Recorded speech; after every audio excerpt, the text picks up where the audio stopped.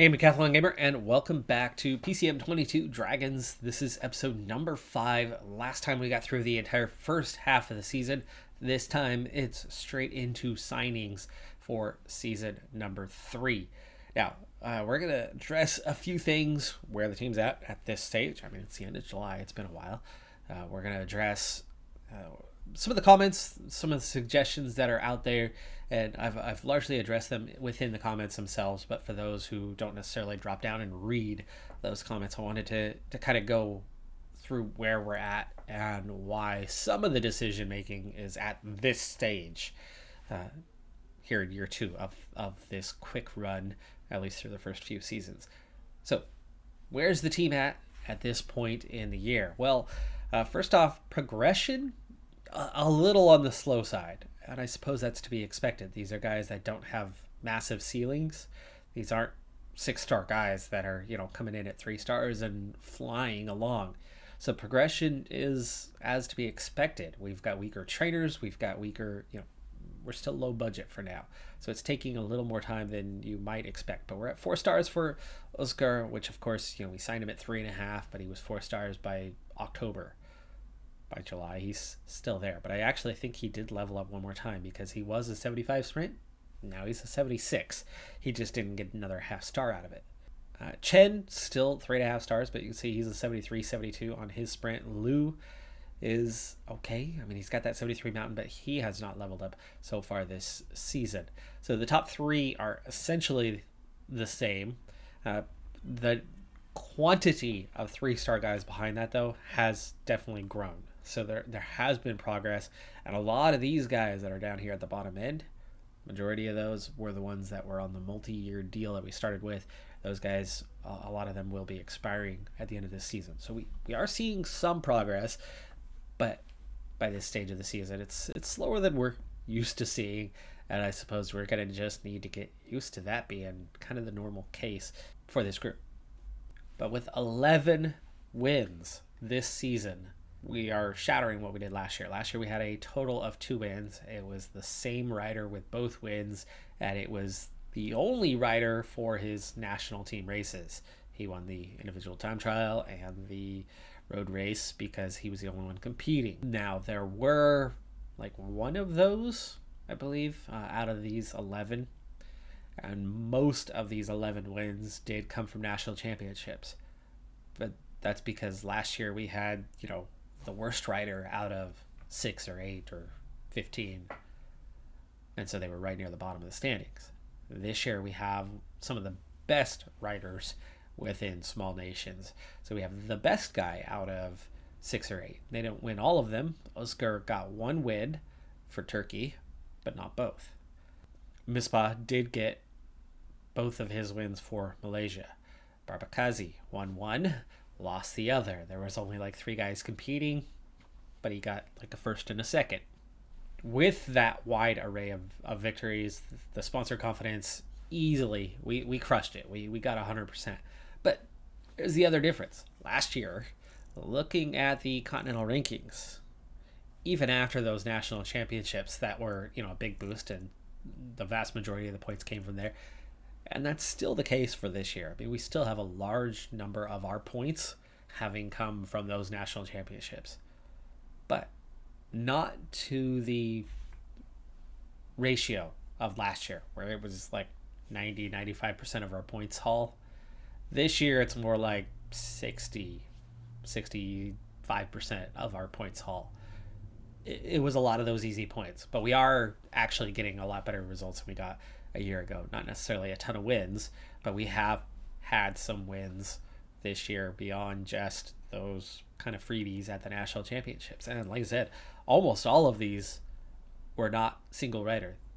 They had to beat somebody, even if it was only a handful of guys, to get those titles. So for that, we are making progress, but the team is still very much on the weak side, and those national championships aren't going to count anything for much else beyond one little factor. It does raise the popularity of the rider themselves for winning those national championships, and it's a step in that direction of what you need. But it's higher profile wins that we're going to have to pick up to start raising national popularity. And the culmination of that is a 17th place in the continental rankings with 872 points in that discipline. And in the super prestige, we are 31st with 905. And like I said, more than half of those points are definitely from those national championships. But this is a better score than what we had last year already, with a couple months still to go in the season, 2.5 months still to go in the season. But let's go ahead and get on. I mentioned 2 years minimum with sponsor. This is the second year, so we are open to Asian only. And so if there is a different Asian nation that offers, we could take it potentially. Now, this has come up in the comment section. I just wanted to address this real quick. For defining what is Asia for this playthrough, we have been breaking down what happens with the youth development and the scouting system. So when we look at what is Asia, the game is defining that for us. There are some oddities about this rule. Papua New Guinea, right, should be part of Asia, but maybe they're throwing that in with Australia, or they just didn't include it in the game. That's more likely the case. Some would argue that the eastern portion of Egypt might be part of Europe. They're not. They're set in Africa in this game. Russia, 80% of the land is Asia, 20% in Europe, but 80% of the population is in Europe, with 20% in Asia. Here they are included in Europe. The one odd one that exists is when we look at the Asia West region. Within the Asia West region, here's one of your other exceptions, right? Turkey is partial in Europe, partial in Asia, but in this game, Turkey is identified as an Asian nation. You can see it right there presently on the map, but also hovering just to the south inside the Mediterranean, identified by any and all as a European nation anywhere else, but in this game, Cyprus is included in Asia, as are any of these other Mediterranean sea-based nations, right, that aren't landlocked. All of them are included. So that's how I'm identifying which nation. There are other nations that wouldn't necessarily appear on these lists. They don't even produce writers. You have to have an actual nation. But Palestine, it's rare. With 1-1s, it's rare. But they will produce a writer every once in a while. So we keep an eye on that. But I go through just this list. These are the 38 nations that we are trying to raise the profile of, because this is what the game defines as Asia. So the same can be said of looking for a sponsor. It needs to be from one of those 38 nations.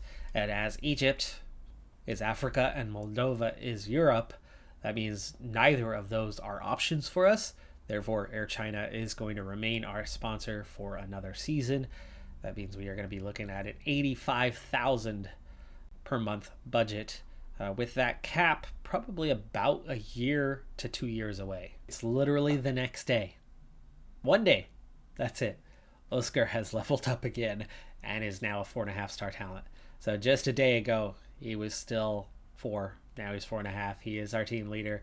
I don't know if that's enough still to get us Continental, as there isn't help support, or Continental Pro that is, but maybe it's certainly going to close in that gap quite a bit. But he's also not quite at his capacity, but you can see he's not going to go a whole lot better. But unlike my normal playthroughs, where I'm looking for a lot of all-around guys that may be strong in a couple areas, but definitely feature a good strong web where they can do a lot of different things. Here, we're going to get a lot of specialists. We're going to get a lot of guys that are like Oscar. He's a sprinter and nothing else. He's not good in any other discipline, but if he can get his max on his sprint, guy's going to be quick and he's going to get some wins. And with a 77 sprint and 73 acceleration, set him up just right, maybe, just maybe, he could do it. For him, his problem is he's got a 70 flat, he's got a 61 mountain, he's got a 63 stamina, 66 resistance. So his pace might be fast, but he can't sustain it for long at all. So a good hard lead out is going to drain him. He's got to go late. Hope that he can, beat others in a sprint. At World Tour, that would never result in wins. This guy's not going to win World Tour sprints. No chance. Continental Pro, it's a little bit easier. The guys don't have quite as much pace, and he's going to be faster than some of them. Timing it right for him is probably going to take some practice, because it's not the usual sprint that I've grown accustomed to. Because, like I said, you got to wait. We've got to wait a little bit for him, just because of how low that stamina resistance and that flat rating are. You push him too hard too early, he's got nothing for that sprint. Something that might be an option for the coming season is adding a development team. Now, when you add a development team, good things happen and irrelevant things happen. Doesn't make them your riders necessarily. It doesn't make a massive difference. It just kind of slots those guys away and makes them noticeable, and you can see how they develop a little bit more so than elsewhere. It's a little easier to feed them into your team later on. But it doesn't mean they're your riders later on. They could easily sign with somebody else. But what it does do is it brings 10 riders in at 1,000 each. So the cost is 10,000. That's a lot easier than 4 riders at 2,500 each for that 10,000. You get 10 guys instead of 4, and you can store them away and let them develop a little bit because they weren't ready anyway. Definitely good things can come from that. And I would obviously, with development team, limit ourselves to only Asian riders. Makes perfect sense for that one. We wouldn't sign anybody outside of Asia.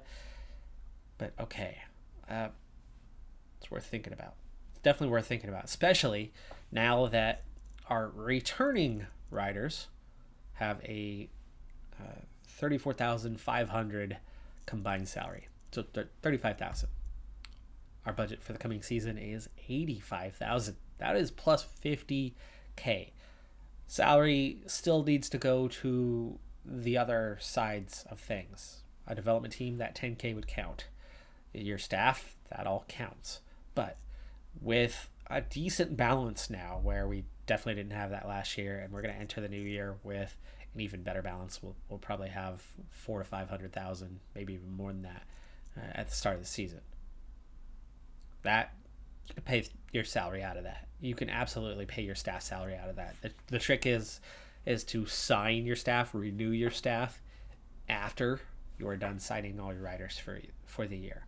And as long as you do that between the end of your rider signings and before the end of the season, then their contract would expire that next year, which means their salary would never count against, even though it's supposed to count against. That's the loophole. And because you have a balance, what are you supposed to use it for anyway, if not for paying those salaries? And if you're not allowed to exceed your cap that they set on you for a year, what's the point of having that money anyway? So don't sign your staff until after you're done signing riders in August. Don't forget to re-sign your staff, though, because then you'll enter the new year with no staff, and then you have to sign a bunch of guys, and then they're all on deals into the next year. And then that next year, you're going to come in, and they're all going to have a salary that counts already. But anyway, we've got 50K. We are not going to be signing a ton of guys. I mean, let's say we sign 10 again, which is kind of what I'm looking for, about 10 per year. 8 of those are probably on minimum or close to it, so that's 20K. Maybe we end up spending 30K out of 50K because we don't have access to better riders. We just don't. We are a continental team without a big profile. They don't want to sign for us. We don't have the Dossier points to even spend on them. They're not even they don't show up on our list. There is no interest for them to sign with us yet. Eventually we'll get there. We've got to crack Conti Pro first before that's really going to start to happen. But that means I think we can get away with spending about 30K on riders. That leaves 20K. Not only is that enough to take care of that staff anyway, but that should be enough to get that development team on the go for the coming season and start spending 10K on storing away 10 young riders, which I think is a good thing for our growth of the team. Now, while we could push that all the way up to 20 riders, that just doesn't make sense for us. We could actually keep it all the way down at 8 riders, and you're looking at a pretty low budget when you go all the way down to 8. And for us, maybe that's a good place to start. So far, scouting's been a bit of a miss, not much of a hit. We have partial evals on about 5 guys that come up on 4 stars. We can't create that U23 team right now. There's kind of a window on when you can do that, so we're going to have to wait a little bit on that window. In terms of the 18-year-olds and what's out there, maybe this Fan Pan, but of course we don't know anything about him other than that he might be a decent sprinter, though looking at him right now, he's not at this stage. Not somebody we would want to sign to the senior team. Maybe somebody to store away, on that development team when the time comes. But without any strong current ability or high potential guys coming out as 18-year-olds, I'd rather let them just enter the database and populate it. It's okay if they get picked up by other teams. It's really okay, because if they go and succeed, it can still raise the profile of the nation. So it's not a bad thing. We want them out there. We want them to exist. Now, they're more likely to succeed if they're with us, but not necessarily. So for now, scouting-wise, this year anyway, nothing coming from it. But like I said, if we can, before the end of the year, we will try to create that development team for the coming season. So with the in-house development, particularly of Oscar, we're up to 45th in the rankings, but that's still not Continental Pro level. We're still 10 spots shy of that. And there aren't riders that were out there available that are going to drastically improve us. So it's going to have to happen internally. And as it hasn't happened at this stage, it could happen by mid-October, but it's unlikely to happen quite yet. This season, it looks like we'll be at the upper end of Continental next year. And then hopefully one more season on should push us up into Continental Pro. But it's August the 1st, so into the signing period, and we'll hop on over to the dossier. So the question was posed why I would open a dossier on a guy that's at 100%. And I've done a tutorial where I say, never ever do that. Reason being, the whole purpose of the dossier is to raise the profile. Here's the only reason why I would do that. If you look at this list, this is, well, that's one nation. Let me go ahead and clear it. This is why I opened dossiers on guys that already had 100%. This is the field. Now, this is not just Asian riders, right? This is all riders, but we're looking at 90, 80, 70, 60. We can't sign any of them. And within the nations, there's really only a single nation that has some quality riders in it that is in Asia, that being Kazakhstan, right? The highest ranked one, the highest rated one. And we didn't have access to any of those better riders. They were, like this. They had zero interest in us, and just for the top few guys. But then after that, it just falls right off. And we had a single rider who was looking at 10 points and being different from everybody else. This last guy, Tarascan, we just found in July as I was sitting on extra dossier points, had already been through the list and went through the few big countries. I went through Japan, I went through China, I went through Kazakhstan, I went through South Korea, all again, little deeper dive, a little lower down the list, lower current ability kind of guys, and trying to find some sort of diamond in the rough. And I actually ended up finding one in Tarascan, who is also on my team. I just signed him in my career mode for the 2027 season for the other series. And here is Tarascan looking pretty dang high potential. They say that's 3 stars overall, but if you ask me, he's going to be a lot higher than 3 stars overall, especially if he achieves the high-end mountain GC time trial ratings that he appears to have for potential, high hill rating. I mean, this is what I'm used to signing for my squads. We haven't seen anything like this, and this is the first guy we're going to get after and sign right here, right now, even though he's the lowest current ability right now. This guy has incredible potential, just 19 years of age. I have a tendency to always go after 3-year contracts in most cases. There are some exceptions to that, and I think this is where we're going to come across our first exception to that. Taraskin is somebody who is, unlike others, going to develop quite a bit. I don't like signing shorter contracts because dossier points become a problem as you are growing and developing, and you can only open so many dossiers to drum up interest. And when you can only open dossiers on 8 to 10 guys, who can you get after and sign? You've really got to pick your battles and get after them. So if you have a lot of expiring contracts and you have good riders that you only gave a 2-year deal to instead of a 3-year deal, and you're having to re-sign them earlier, that shorter cycle means you're spending more dossier points on your own riders that you already have just to keep them around. That's one of the key reasons why I like to go for 3-year contracts. But a guy like Taraskin, who looks like he's going to be pretty dang good, unlike the others who aren't going to be as good, I'm going to put them all on 3-year deals to keep them locked up a bit longer and not have to spend those valuable dossier points on re-signing them later on, and especially signing them for more. But because of how good Taraskin may become, he's going to be taking a huge pay increase. We signed him to a 2-year deal 1 year earlier before he's really good while he's still just good. We could hopefully re-sign him for a lot less than we would that 1 year later. He looks like he's got the development type cycle that I'm familiar with, which would mean by that 3rd year he's going to be looking for 20,000-30,000, maybe even 40,000. If we sign him a year earlier, we're looking at 15,000 to 20,000, which I think at that point is still quite affordable for us. And then you lock him up on that 3-year deal where he can then become, well, not world class, but big time team leader at that stage. I'm actually guessing that already, based on 2 things in yellow, we're probably going to end up having to pay him a little bit more even as it is right now. And yes, that is the case.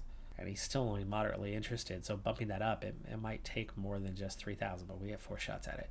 Nope. Okay, we got him. 3K for Taraskin. I'll break down the individuals a little bit later on, but so far I've signed 3 more riders, all at minimum and 3-year deals. And for each of them, they are 5-star potential in a specific discipline. 1 climber, 1 puncher, and 1 classics guy. I'm through day 1. I have signed up 10 riders, 9 of them for that minimum 2,500, and just the one Taraskin at 3,000, so 500 over minimum. We are still well below budget, but we have one signing left, depending on how much they want. We'll get to that one on day 2, but let's go ahead and get these guys signed up. So far, Taraskin is the only one coming in who had a home on a team. The rest of them are all free riders and young riders. We're all looking at 18, 19 years old, new guys in the database, 2.5 to 2-star current ability, but virtually all 4-star overall potential, with 4.5 to 5-star individual discipline, and in a couple of cases, multiple discipline potential. You can already see from the profile of the new guys coming in that we have pushed our sprint out quite a bit further than it was when we first signed Oscar, at the beginning of the year. I mean, it was down about where the tip of the pointer is right now, where we had nothing in cobble. We're still seen as that now. Time trial was and is in the same spot. GC has, I think, about the same spot as where it was, but Hills is going from non-existent to getting out there. So we are kind of adding a new discipline for the coming season, but with the index at 45, I don't think we're going to make a drastic change. But like I said, we have one more rider we're going to take a look at. Basic profile of their qualities. We got a mountain guy. We've got a couple sprint / time trial multidiscipline guys that aren't quite there yet, but they will get there. We got a classics guy. We've got climbers and punchers. We have a puncher. We have another mountain guy, and all around, I think, GC kind of guy, but he's really just going to be a mountain guy eventually. And then, of course, Taraskin, the most well-rounded of all. In season 1, we were half star. Last year, we brought that up to 2 stars. Over the course of the year, Oscar's upgrades have brought us up to about 2 3/4, and that's where we go to start the season because it's the same 3 guys on top that we are being evaluated against. But we have a chance to raise that profile a bit by bumping Chen down to 3 and slotting in a new guy at slot number 2, depending on how much he's asking for. This is that final guy that we are looking at who just leveled up to become a 4-star guy. He was 3.5 about a month ago. Yamamoto, he's already 27. He doesn't have much potential left. He doesn't have much growth left, and that's part of the reason why we really don't want to necessarily overspend. But he's a significant upgrade. 76 mountains, 74 hills, 73 acceleration. I'd say he's more of a puncher than he is a climber, but he's moderate as a climber. And, look at that profile. There's not much room for growth. He can get a couple more points in each. I think hills, he can, get a good 4 points more or so. It's helpful. It's useful. It's not great. And he's 27. So if he's asking for big time, no way. We are at exactly 60K spent with an 85K budget for next year. So we do have 25K to spend, and we're looking at, 10 or less for the development team. But that doesn't mean I want to be, spending all 15K on this guy. But if our base is coming in at 4-4, if he signs for, I know he's going to want more than this. We could definitely put him in as a leader. I think we can lock him up for 3 years. He's good enough to do that, and then he would be a one and done. I don't think we would be re-signing him at that stage unless we really have nothing. I haven't kept any rider into their 30s, I think, possibly ever. I've had guys into their late 20s, and I've signed kind of final deals here and then let them go. But I don't think he'll sign quite for that because the interest is only moderate, but let's see where this puts us. I mean, we do have a number of offers. He really doesn't like that, but 54. Okay, we're getting there. I mean, as soon as he decides he likes the money, it's going to give us a big boost. And yeah, for 64, he's worth that. He's definitely worth that. And that keeps us well below our budget, and that's going to do it for signing. So we've got 11 for the coming season. Team index jumps by 10, but right now, that's 35th. The limit, the last Continental Pro spot, is 35th. Nobody else has signed anybody. It's August the 1st. We are not going to make Continental Pro this coming season, even if we see somebody level up between now and the middle of October. But we're getting closer. A couple 4-star guys now. We're going to need at least 3 of those, and maybe 3 4.5-star kind of guys before we're going to see Continental Pro. But getting closer. And this guy is a good addition, especially for just 6K, 6.5. Equipment renewals. We've made a big upgrade from Vivelo to Specialized. That should be better frames for us, helping the team out. We're staying with Shimano, and Reynolds had a 2-year deal, but there's one thing going the right direction. As expected, we have fallen off the pace when it came to making Conti Pro, but we are up a good 20 spots from where we were last season. It's progress. 20 more spots is where we need to get into that Continental Pro level. And it's possible. We've actually had a few guys leveling up here over the last month and a half, as we're almost into October now, with Chen and I think Shu being the latest to make it to 3. No, Chen was already up there. Misbah?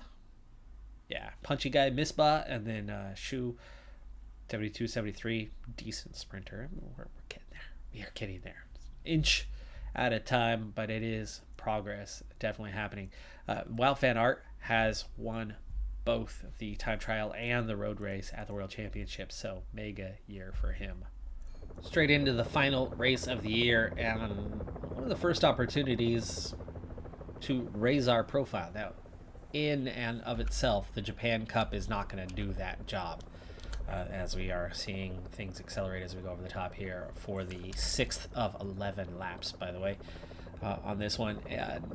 Yeah, winning this isn't going to necessarily see a country raise its profile, but it will raise a rider's profile, as Misbah and Yang do get dropped here briefly, but we've seen this before in the previous lap, and it does generally come back together. Now that also means that we're going to have to start committing a bit more energy with these guys in the laps to come. Like I said, we are past that halfway point now. We've got 77K. Somebody's going to have to drop in and get water here relatively soon. We've got a breakaway of 12. It had a 4-minute gap. It's down to 2 already. They don't look terribly dangerous for the day. I think we're well in control. But with the peloton already starting to shrink, and here we go again. You've got kind of the climb before the climb, and then you drop down past what is the finish line before you then go up. And this is the harder part, the harder climb. And you know, you're just under 10%. It's not that long. But for low-level riders, it hurts. It hurts a lot more than it does for higher guys. But as a 1HC, you know, this will boost profile of riders quite a bit and kind of get us on our way if we were to come away with a result. But we're still in the year 2 team here. I don't have much expectations for these guys, but they have made progress throughout the season, and we'll see what they can do today, as 2 of the riders up front have now been dropped, so we're down to a group of 10, and we're looking at around 100 to 80 left in the peloton as it's yo-yoing a bit, but you know, you get a decent amount of recovery here. But the domestique guys are starting to feel this thing more and more. And that blinking red for an 81, so let's make it an 83, try to hold that position a little bit better. Bagarov is the furthest back. Song is back a ways. You can see the base for Bagarov, you know, it's all 60s, but he's got a +5 race day condition, which is adding up to being decent. Group now less than 70.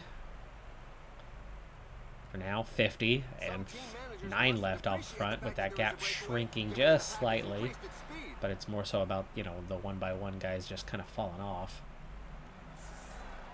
Okay, so Song, Lee, Yang, probably going to have to gel up before we hit that climb once again, as they're looking pretty exhausted. Getting close to the end. Oh, and it's that time to get water one last time. We're going to hit that climb. I think we're going to see 32 riders. Hand up, hand up. Come on, quick, throw that arm up. Oh, now it's 53. That fraction of a second there with 20 less guys, that was our chance. But Lee still hasn't put his arm up, still hasn't gotten the water, never bothered to put his arm up. He was all casual about it. It's like, I got this. Well, now we're coming up on that climb. If we had to go back this far, I wouldn't have bothered. But will he get back up there? He's got a few guys. And he's got nothing left in the tank as we go over the top. Breakaway's been caught, down to 41 riders, and we're down to 2 more times. Lahav, Liu are the only ones left. Bispa and Yang got dropped. Really? Right there? With that effort?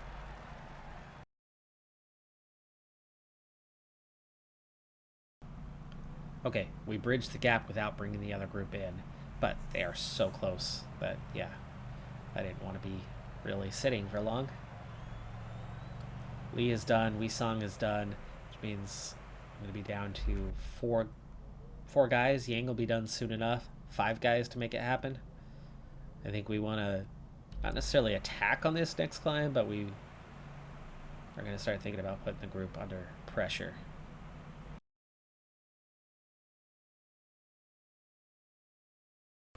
Just a good way to counterattack these guys trying to make something happen, but let that one guy get a little bit off the front. Here comes that big counter, the favorites, guys with energy left, trying to split off the field. Right. That's the climb before the climb. Here's where we want to start putting this group under pressure. Front 30 comes the next attack as we begin lapping riders. There's Yamamoto, our signing for the coming season in the Japanese national road champion jersey. Now this is the penultimate lap, so really it wasn't about making it happen right now. It was about the future laps. Those guys all set to auto. Well, the final lap, that is. 29, and Yamamoto, oh no, it's down minute ahead. We got 4 guys left for this final run in. We don't want to push too hard right now. We just want to keep him close, overtake him towards the end. Kabuta, invite the attacks. I don't mind. I do mind if they actually manage to get away. Liu, only a 67 flat, so it's not like he's setting a massive tempo right now. but with 4 guys and all of these guys trying to attack, and look how many of them are bobbing really bad side to side. We're down to 21, now 22 as we catch back up. No more breakaway. Got a chance here, folks. We've got a chance. Mispa's pretty tired. Lou's pretty tired. But Lahav and Bagarov look so good. So good. Yeah. Lou's almost done. And is. On a Mispa. 21 riders. Not dropping anyone at the moment. But, again, we're not setting the world alight.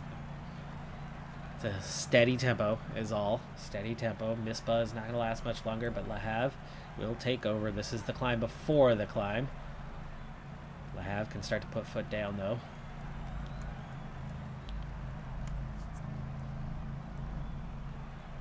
Down to 20. Now there's that guy trying to attack, but here's where we go. Here's where we go. Lahav leading out Bagarov.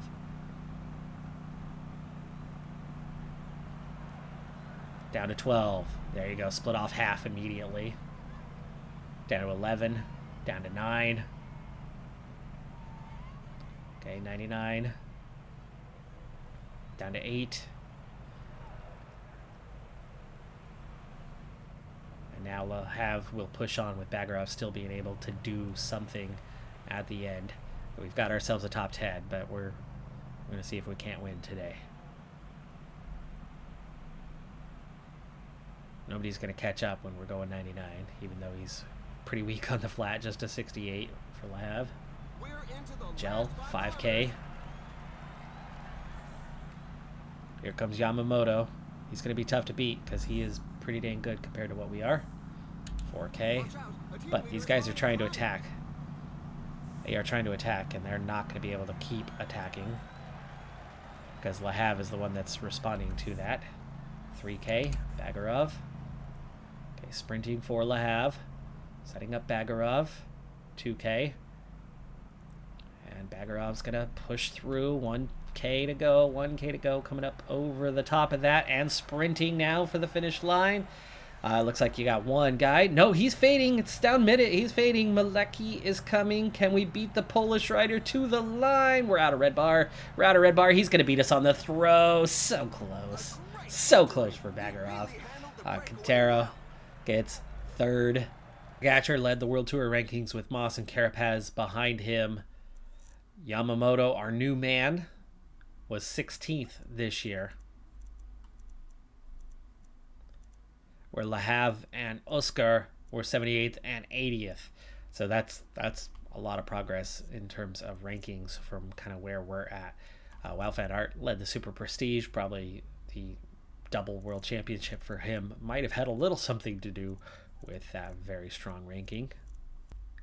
Ineos dominated the World Tour rankings where X was Continental, but we got all the way up in 11th place this year. So big progress. Still not quite with the Continental Pro teams, but almost.